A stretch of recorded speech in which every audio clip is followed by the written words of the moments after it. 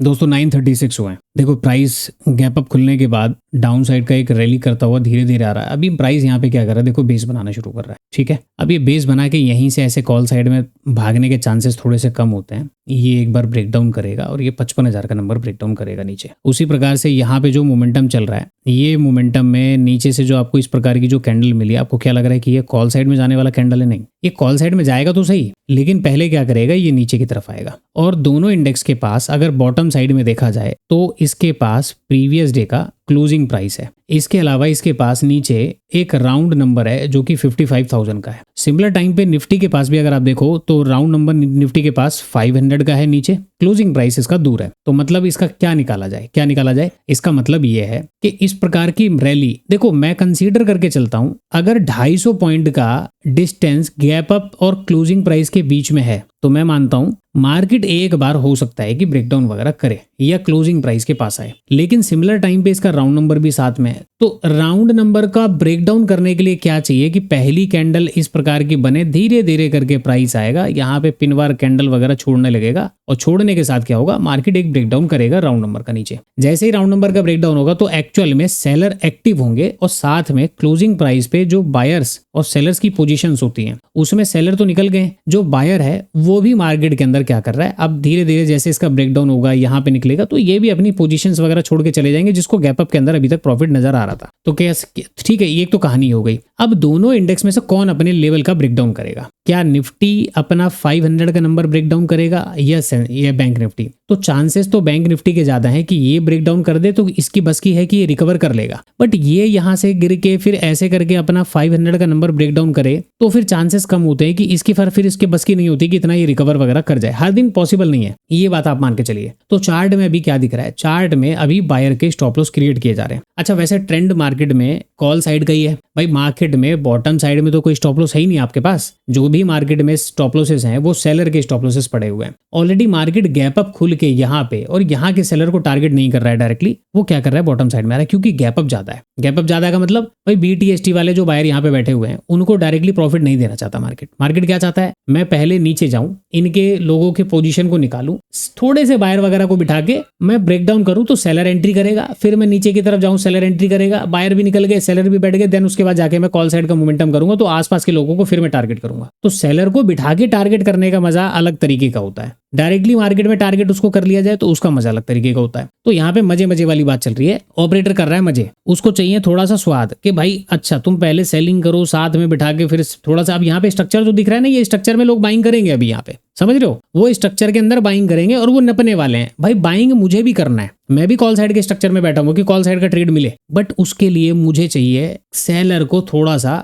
स्वाद आना चाहिए कि आहा मजा आ गया, चलो भाई नीचे की तरफ ट्रेड करते हैं। और बायर जो यहाँ पे बैठे एक बार वो नपे तो अब जाके हम कॉल साइड के अंदर काम करेंगे। बात क्लियर हो रही है यहाँ पे क्या हो रहा है? तो थोड़ा सा अभी अपन क्या कर रहे हैं, इंतजार। ऐसी कंडीशन में तो देखो मैं बाय नहीं करने वाला। यहाँ पे जो चार्ट बन रही है, जो कैंडल्स बन रही है, ये तो पूरा एकदम क्लियर ट्रैपिंग है कि बायर्स को मार्केट में इन्वाइट किया जा रहा है। सर बायर को क्यों जा रहा है? सेलर इन्वाइट होगा ना भाई, सेलर तो बैठा ही हुआ है, सेलर ट्रेड के अंदर तो बैठा ही हुआ है, नो डाउट। सेलर के लिए ऊपर परेशानी वाली बात नहीं, सेलर तो ऑलरेडी आ चुका है। अभी सेलर को क्या है, सेलर उम्मीद में बैठा है कि देखो सेलर अपने स्टॉप लॉस कब देगा। यहाँ पे किसी ने भी सेल किया है वो अपने स्टॉप लॉस इसके ऊपर देने वाला है और कहीं नहीं देने वाला। अभी यहाँ पे मार्केट में बायर्स आ रहे हैं तो क्या करेगा, इसकी तो बात अभी छोड़ दो, अभी जो बायर है पहले उसको निकाल के फिर मार्केट उनको निकालेगा। यहाँ तक बात क्लियर हुई? अभी मार्केट को जाने दो भाई साहब, जब तक ये ब्रेकडाउन नहीं होता मैं कोई सेलिंग का ट्रेड नहीं करने वाला। और मैं यहाँ पे इंतजार क्या कर रहा हूँ, क्लोजिंग प्राइस और 55,000 का नंबर वगैरह ब्रेकडाउन करने आए तब जाके यहाँ पे कहीं पे हम कॉल साइड का ट्रेड लेंगे। अदरवाइज ट्रेड छूट जाएगा, छूट जाने दो, ये तो अपना डिसिप्लिन है, ये तो अपना रूल है कि जब तक चार्ट हमारे कंडीशन के अनुसार, आपकी आइडियल कंडीशन के अनुसार जब तक चार्ट ना बन जाए, मैं मार्केट के अंदर हाथ नहीं डालने वाला। क्यों नहीं डालने वाला? क्योंकि मैंने जितना सीखा, मैंने जितना समझा, अभी क्या है ना, यहाँ पे केवल और केवल मैं अंदाजे में ट्रेड कर लूंगा कि हाँ डायरेक्शन कॉल साइड का है तो यहाँ पे कैंडल बन रही है तो ट्रेड कर लो। लेकिन मैं स्मार्ट मनी के फुटप्रिंट्स को आइडेंटिफाई करने की कोशिश कर रहा हूँ। यहाँ पे रिटेलर क्या सोच रहा होगा, मैं उसके यहाँ पे आइडेंटिफाई करने की सोच रहा हूँ। यहाँ पे सेलर क्या सोचता है, इस जगह पे किसको ट्रेड दिख रहा होगा, यहाँ पे सेलर को क्या सोच में आ रही होगी, पीछे जो लोग सेल करके बैठे हैं वो क्या सोच रहे होंगे। अभी मैं केवल उनकी कहानी को डिकोड कर रहा हूँ। मुझे अभी समझ में आ रहा है भाई पीछे के सेलर मजे में बैठे हुए हैं, यहाँ पे जो सेलर है वो डे हाई के लिए इंतजार कर रहे हैं, यहाँ पे इस प्रकार की कैंडल में बायर को लालच आ रहा है, तो सभी के सभी अभी लालच में और रिलैक्सेशन में बैठे हुए हैं। तो मार्केट को एक तरफ किसी का भ्रम तोड़ने दो, उसके बाद हम मार्केट में काम करेंगे। यहाँ तक बात क्लियर हो गई। इस तरफ निफ्टी का चार्ट लगा, इस तरफ बैंक निफ्टी का चार्ट लगा। आज मैं केवल बैंक निफ्टी के अंदर काम करूंगा, बाकी के दिन में केवल वीकली एक्सपायरी पे निफ्टी के इंडेक्स में काम करूंगा। फिलहाल इसको भाग रहा है, भागने दो, कोई दिक्कत वाली बात नहीं, और इसको भी चलने दो। यहाँ पे कुछ ऐसा हो सकता है जैसे ये देखो, ये इसकी रिकवरी थोड़ी सी ज्यादा है, इसकी रिकवरी कम है, तो इसके डे हाई और इसके डे हाई में अभी फर्क है। तो मे बी ये कुछ इस प्रकार का मोमेंटम करे, तो अब तो बायर फिर और भी यहाँ पे कूदने लगेंगे कि चल भाई ब्रेकआउट हो गया, अब तो बाय कर ले। ये क्या करेगा, गिरेगा, तो ये भी फिर गिरना शुरू करेगा। अच्छा एक बात और, जब ये अपने डे हाई का अगर डे हाई के पास या ये ब्रेकआउट वगैरह करता है और ये यहीं पे है, तो ये तो गिरेगा, ये फिर उतना नहीं गिरेगा। तो ये क्यों गिरेगा, क्योंकि इसको 55,000 का नंबर या क्लोजिंग प्राइस का ब्रेकडाउन करना है। ये गिरेगा, फिर ये छोटा मोटा करेक्शन करेगा, उसके बाद इसको उठाने में आसानी होगी और ये फिर क्या करेगा, अपने आप उठ जाएगा। क्योंकि बैंक निफ्टी का इंडेक्स है, इसको उठाने के लिए सरकार चाहिए होती है, तो ये क्या करेगा, छोटा सा करेक्शन करेगा जानबूझ के, इसीलिए ऊपर की तरफ जा रहा है। अभी आप बात समझते जाओ। मेरे को अपने आइडियल कंडीशन पे चार्ट चाहिए। तो यहाँ तक तो मैंने आपको जी बातें बता दी। अब ज्यादा बातें ना करते हुए, वीडियो क्योंकि लंबी हो जाती है, तो फिर वीडियो को छोटा रखने की कोशिश करेंगे। यहाँ तक वार्तालाप हो गई। अब ट्रेड कब करेंगे, जब मार्केट के अंदर ये ब्रेकडाउन वगैरह होगा, तब हम ट्रेड वगैरह प्लेस करते हैं। फिर मैं आपसे मिलता हूँ और मैं आपको बताता हूँ। देखिए जी, 10:52 हुए हैं। अब जाके मार्केट में एंट्री समझ में आई है कि मैं कॉल साइड में काम कर सकता हूँ। फिलहाल 55,100 की कॉल है। यहाँ पे 671 रुपये की बाइंग अपने को मिली है। थोड़े से प्रीमियम महंगे हैं, ठीक है। 671 रुपये पे 1015 क्वांटिटी हमने यहाँ पे लिया हुआ है। तो ये तो हमारे कॉल साइड की कहानी है। ट्रेड लेते ही देखो ये प्लस में जाना शुरू हो चुका है। प्रीमियम कॉल साइड के अच्छे मिलेंगे तो 200 पॉइंट के आसपास का टारगेट लगाया हुआ है, या फिर प्रीमियम में 70-80 रुपये 90 रुपये के आसपास का मोमेंटम मिले, हम कैप्चर करने की कोशिश करते हैं। अब कहानी क्या है जी, सर क्लोजिंग प्राइस का सपोर्ट है और आप क्लोजिंग प्राइस के सपोर्ट पे क्या कर रहे हो, बाइंग कर रहे हो। डेफिनेटली मैं बाइंग कर रहा हूँ, क्योंकि मार्केट में राउंड देखो ऑलरेडी क्लोजिंग प्राइस का ब्रेकडाउन मार्केट क्यों करता है, या राउंड नंबर का ब्रेकडाउन क्यों करता है। अगर प्राइस को ऊपर जाना है तो सेलर को बिठाने के लिए मार्केट इस प्रकार की मोमेंटम करेगा, तभी ऊपर जाएगा। तो यहाँ पे ब्रेकडाउन वगैरह करने की आवश्यकता नहीं है, क्योंकि सेलर तो ऑलरेडी चार्ट में बैठ चुके हैं। प्रीवियस डे के चार्ट में जो सेलर थे उनको टारगेट करने का हमारा काम था। मार्केट में प्रीवियस डे के चार्ट के साथ साथ करंट डे के चार्ट में भी स्टॉप लॉसेस आपको मिल रहे हैं। तो ऑलरेडी जब सेलर मार्केट में बैठा हुआ है तो मैं क्लोजिंग प्राइस के सपोर्ट पर काम कर सकता हूं, मुझे राउंड नंबर के सपोर्ट पर मैं काम कर सकता हूं, ठीक है। तो ये एक तो कहानी बताई। निफ्टी के चार्ट में क्या हुआ था, जो ब्रेकआउट हुआ, ब्रेकआउट जो फेलियर में कन्वर्ट हुआ, तो ये रिट्रेसमेंट ऑलरेडी कर चुका है। हम यहाँ पे क्या बात कर रहे थे कि इस प्रकार का बेस बना के जब ये ब्रेकडाउन करेगा, क्लोजिंग प्राइस के आसपास वगैरह राउंड नंबर के आसपास आएगा, तब तक ये केवल क्या करेगा, सिर्फ रिट्रेसमेंट करेगा, ताकि इसको ऊपर जाने में आसानी हो। क्योंकि ये भी इसके साथ साथ अगर डे लो का ब्रेकडाउन कर चुका होता है इसी प्रकार से, तो फिर दोनों इंडेक्स रिकवर नहीं कर पाते। यहाँ पे इस बात का लॉजिक होता है। फिलहाल अभी हम देखो 5-6 के आसपास चल रहे हैं, तो कोई बहुत बड़ा मोमेंटम तो उधर नहीं हुआ है। तो यहाँ पे क्या करते हैं जी, ट्रेड हमने ले लिया। चार्ट में अपने को स्टॉप लॉस दिख रहे हैं, प्रीवियस डे के चार्ट में स्टॉप लॉस दिख रहे हैं। सेलर मार्केट के अंदर एक्टिव हो चुके हैं। एक बार डबल बॉटम यहाँ पे बना, जो बायर ट्राई कर रहे होंगे इस बॉटम पे, डबल बॉटम पे जो बायर्स ने ट्राई किया, उनको भी मार्केट ने यहाँ पे परेशान किया हुआ है। तो अब जाके हमारे पास जब ये एरिया आया, हमने क्या किया, इस प्राइस को देखा कि ये सस्टेन करेगा कि नहीं करेगा, कर चुका है। करने के बाद फिर हमने काम किया। 5 मिनट के टाइम फ्रेम पर हमने क्या देखा, एक यहाँ पे कैंडल बनी है जिसको हम लोग बोलते हैं, ये बायर और सेलर का डिमांड और सप्लाई जब बराबर हो जाती है तो ये कैंडल बनती है। और डिमांड सप्लाई बराबर होने के बाद अगली कैंडल को मौका देखो और उस कैंडल को फिर से मौका दो, तो कैंडल ने यहाँ पे ब्रीच किया। उसके बाद यहाँ पे कैंडल्स में मल्टीपल विक्स के साथ आपको यहाँ पे भी विक दिख रही है, और अगली कैंडल क्या बनेगी, ये चीज हम यहाँ पे बात कर चुके हैं कि किस प्रकार की कैंडल बनेगी। अब जाके यहाँ पे पिनवार कैंडल भी आ चुकी है, क्लोजिंग प्राइस का सपोर्ट भी है, ऊपर स्टॉप लॉसेस भी है। इसको देखते हुए अब हम यहाँ पे काम करना शुरू कर चुके हैं। तो मेरे हिसाब से मार्केट को अब कंटिन्यू ऊपर की तरफ मोमेंटम कर जाना चाहिए। यहाँ तक की बातें आपको मेरी समझ में आ गई। अब अपने को क्या करना है, वेट करना है, इंतजार करना है कि मार्केट में आगे क्या होने वाला है, ठीक है। तो चलो जी, ट्रेड तो हमने बहुत सोच समझ के किया हुआ है। लगभग अभी हम 7,000-6,000 के आसपास से भी हम चल रहे हैं। तो फाइनल हम अपने वेट करते हैं टारगेट का, या फिर मार्केट अगर नीचे 55,000 का नंबर ब्रेकडाउन वगैरह करके क्लोज कर जाएगा, 5 मिनट की कैंडल अगर क्लोज कर जाती है, तो मैं अपना एसएल लेके जाऊंगा। तो कितना एसएल लेके जा रहा हूँ वो मैं आपको दिखाता हूँ। तो मिलते हैं, टारगेट एक बार कंप्लीट होता है फिर मैं आपसे मिलता हूँ। देखो जी, ये तो चलना शुरू तो कर चुका है, छोटे छोटे से करेक्शन के साथ मार्केट चल रहा है, लेकिन प्रीमियम में मजा ही नहीं आ रहा। और प्रीमियम क्या मजा आएगा, मोमेंटम भी तो उस हिसाब से हो। तो प्रीमियम अभी लगभग देखो 19-20-18 के आसपास अभी ये चल रहा है, ठीक है। तो क्या करेंगे जी, ट्रेड में एंट्री कर चुके हैं। अब जब तक प्रीमियम अच्छे नहीं मिलते तब तक तो वेट करना ही पड़ेगा। बाकी मार्केट में ये जो कैंडल बनी हुई है, हो सकता है कि पहले प्राइस ना ऊपर जाए, फिर छोटा मोटा करेक्शन करे, फिर उसके बाद जाए। तो देखना पड़ेगा यार 15 मिनट के टाइम फ्रेम पर चार्ट कैसा बन रहा है। यहाँ पे क्या हुआ है, देखो पिनवार कैंडल बना के मार्केट ऊपर तो गया हुआ है, ठीक है ना। तो ये लेवल पे मार्केट एक बार रिएक्ट तो जरूर करेगा, क्योंकि यहाँ पे काफी देर प्राइस ने अपने आप को होल्ड किया हुआ है। तो यहाँ पे थोड़ा सा हो सकता है कि मुझे रिएक्शन वगैरह देखने को मिले, बट निकलता है किस हिसाब से, किस स्पीड में, वो देखना पड़ेगा। स्टिल अभी तो हम लोग देखो केवल इंडेक्स में अभी हमने 100 पॉइंट भी कैप्चर नहीं किए, प्रीमियम की बात ही क्या करें।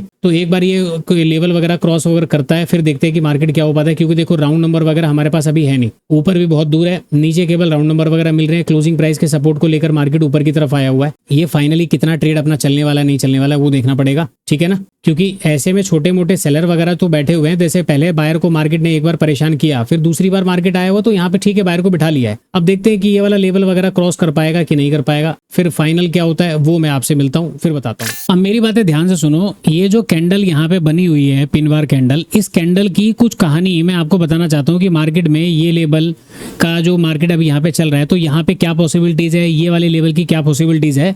तो इस पूरी कहानी को आप यहाँ पे करो, पहले ध्यान से सुनो।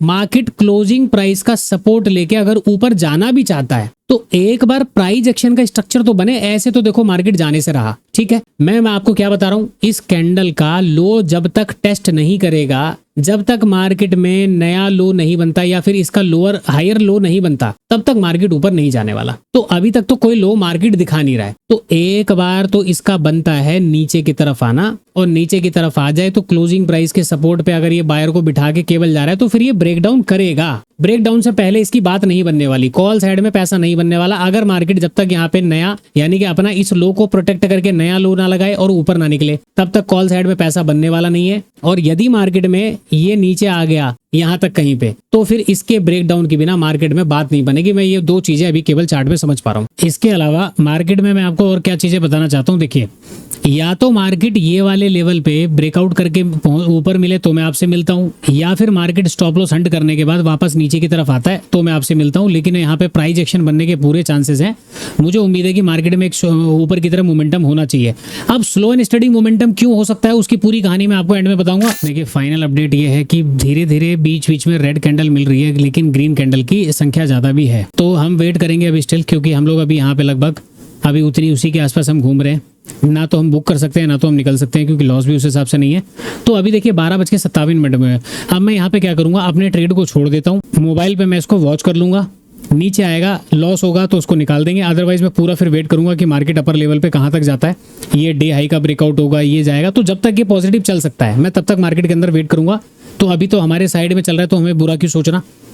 वेट करते हैं। ट्रेड हमने पकड़ लिया छोटा मोटा लॉस होने के बाद। अब देखिए क्या हो रहा है ना, पहले हम 30,000 रुपये माइनस में गए, फिर हम 30,000 रुपये प्लस में आए, तो मार्केट को पहले सारा लॉस कवर करके हमें प्रॉफिट में लाना पड़ा है। तो मेक श्योर मुझे लग रहा है कि मार्केट में मोमेंटम हो जाना है, बट ये स्लो एंड स्टडी मोमेंटम करेगा ना। आज इस प्रकार की एक्सपेक्टेशन हो सकती है, मार्केट हो सकता है कि इसी रेंज में दम तोड़ दे। लेकिन अगर ये मोमेंटम करेगा तो ये बड़े मोमेंटम नहीं करेगा जब तक डे हाई का ब्रेकआउट नहीं होता। ये स्लो तरीके से हो सकता है कि वहां पे पहुंच जाए, वो एक कहानी अलग हो सकती है। हम क्या करेंगे, अब वेट करेंगे अनुसार हमारी जो ट्रेडिंग की स्ट्रैटेजीज होती है, जो हम डिसिप्लिन में काम करते हैं। तसल्ली से इंतजार करो अपने टारगेट का, अदरवाइज मार्केट में जो होगा फिर वो देखी जाएगी।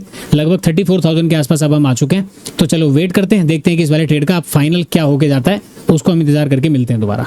2 घंटे 15 मिनट मार्केट में हमको वेट कराया गया। अगर आप यहाँ से मेजर करोगे इस जगह तक, 2 घंटे 15 मिनट हमने वेट किया, और वेट करने के बाद अपने को फाइनल क्या मिल पाया है, 45,370 के आसपास। तो बहुत ज़्यादा वेट किया। वेट करने के बाद अब मेरे को अब ज़्यादा उम्मीद मार्केट में लग नहीं रही। क्या हो रहा है ना कि देखो प्राइस ना बहुत स्लो स्टडी मूव कर रहा है। रेड कैंडल, हर ग्रीन कैंडल के बाद कुछ ना कुछ रेड कैंडल्स वगैरह मार्केट में आ रही है, और एक भी रेड ग्रीन कैंडल यहाँ पे ऐसी नहीं जो कि सुपर स्ट्रॉन्ग कैंडल क्लोज हुई हो। हर कैंडल में विक मिल रही है, हर कैंडल में प्रीमियम डीके हो रहे हैं। तो ऐसे में ना फिर ज़्यादा वेट करके देखो मिलना जुलना कुछ नहीं है। प्राइस यहाँ पे 4-5 कैंडल बनाएगा, उसके बाद ये यहाँ पे जाएगा, तो मिलना वही है जो अभी हम यहाँ पे बुक करके गए हैं। ओवरऑल सिचुएशन ऐसी है, हमने ट्रेड बनाया, ट्रेड बनाने के बाद 30,000 हमारा पहले माइनस में गया, माइनस में जाके 40,000 प्लस, यानी कि 40,000 के फिर वो प्लस में हुआ है। तो लगभग पहले देखो 30,000 का लॉस पूरा कवर करना, फिर उसके बाद 40,000 रुपये का प्रॉफिट देना। तो मेरे हिसाब से मेरा ट्रेड तो आज ठीक ठाक चल गया। तो लगभग 45,000 रुपये के आसपास हम आज मार्केट में क्लोज करके जा रहे हैं। बड़े मोमेंटम हमें ज़्यादा एक्सपेक्टेड नहीं कर रहा कि पता नहीं मार्केट कितना टाइम लगाए हमारे टारगेट देने में। हमें चाहिए कितना, हमें 90,000, 95,000, 1 लाख रुपये के आसपास चाहिए। 100 रुपये का तो प्रीमियम कम से कम चाहिए ना। अब वो 1 लाख रुपये का प्रॉफिट देने में कितना टाइम लगाएगा, वो देगा भी नहीं देगा। इस वजह से मैं डिसीजन क्या ले रहा हूँ, मैंने अपना ट्रेड कट कर दिया। मार्केट में मोमेंटम हो गया, सारी चीज़ हो गई, तो केवल हमने कॉल साइड में ट्रेड बनाना था, यहाँ क्यों नहीं किया, क्या क्या सारी कंडीशन थी, वो पूरा चार्ट ओवरऑल मैंने आपको बता दिया। तो आज का वीडियो लर्निंग फुल आपके लिए रहेगा कि कब मार्केट में हाथ नहीं डालना है और जब मार्केट में हाथ डालना है तो कैसे अपने आप को वहाँ पे चीज़ों को मेंटेन करके रखना है, कैसे प्राइस को ऑब्जर्व करना है, वो सारी बातें मैंने आपको इस वीडियो के अंदर सिखाने की कोशिश करी है। वीडियो अगर पसंद आया हो तो वीडियो को लाइक करना, चैनल पर नए हो तो चैनल को सब्सक्राइब करो। मिलते हैं किसी नेक्स्ट लर्निंग वीडियो के अंदर, तब तक के लिए जय हिंद।